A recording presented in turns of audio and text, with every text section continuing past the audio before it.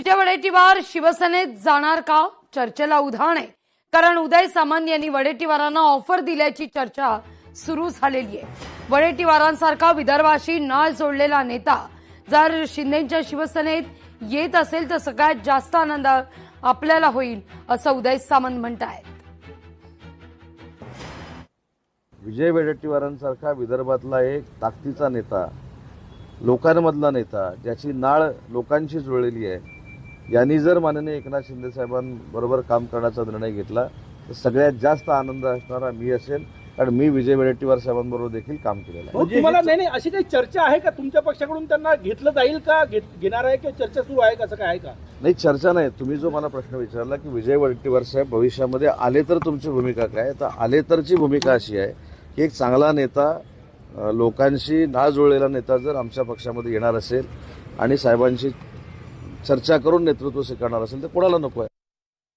तर विजय वडेट्टीवार हे आमचे चांगले मित्र आहेत, असं उदय सामंत म्हणतात।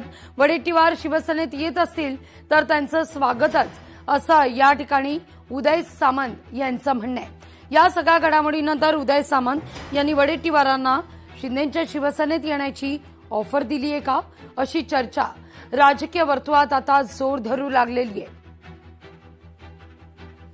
तर तिथं वडेट्टीवारांनी शिवसेना प्रवेशाच्या चर्चा फेटाळून लावल्यात। बदनामीचं राजकारण थांबवा, असं वडेट्टीवार म्हणतात। माझ्याविषयी अफवा पसरवण्याचं काम आहे, असं देखील वडेट्टीवारांचं म्हणणं आहे।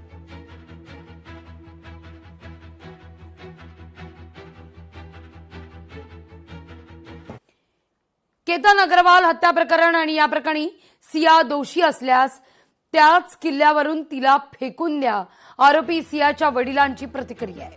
केतन आणि माझं जिव्हाळ्याचं नातं होतं, प्रवीण गोयल यांची भावनिक प्रतिक्रिया आहे।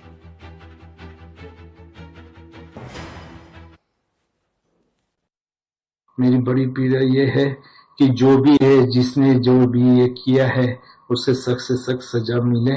और जैसे हमारा केतन जिस किले से गिरा है, इसमें जो भी आरोपी पाया जाए, उसमें भले मेरी खुद की बेटी क्यों ना हो, उसे भी वहीं से धक्का दे दिया जाए।